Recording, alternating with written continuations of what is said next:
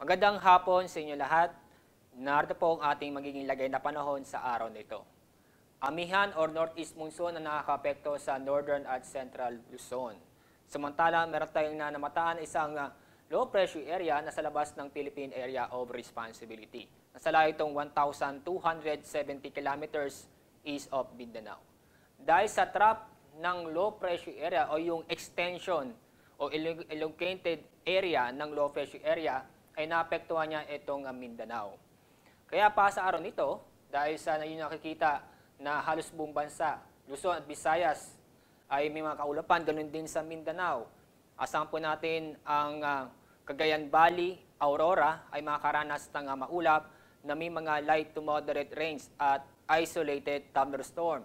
Samantala, yung Cordillera, Ilocos Region ay makakaranas ng maulap na may mga mahinang pag-ulan.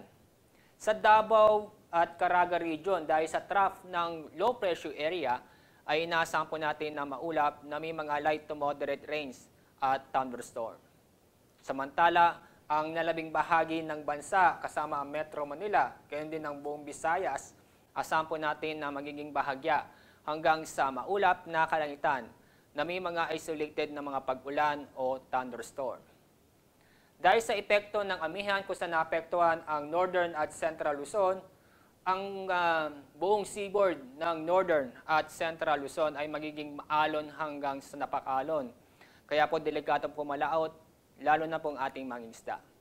Ang mga lugar po na maapektuhan, ito yung Batanes, Calayan, Babuyan, Cagayan, Isabela, Ilocos Norte, Ilocos Sur, La Union, Pangasinan, Zambales, Bataan at Aurora.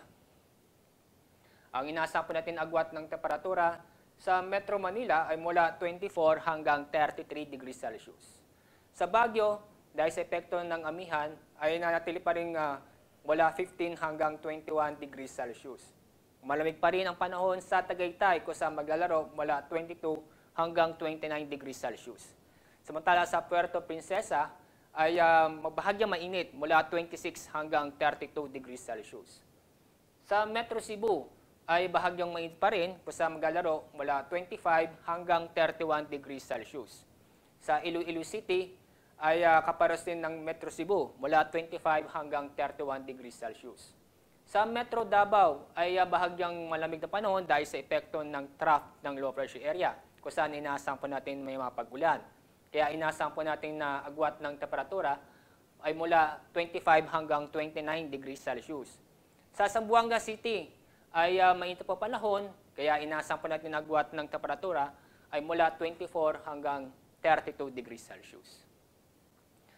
Ang araw po ay lulubog, mamaya pong 5:37 ng hapon at bukas po ng umaga ay sisikat ang araw sa ganap na 6:21 ng umaga.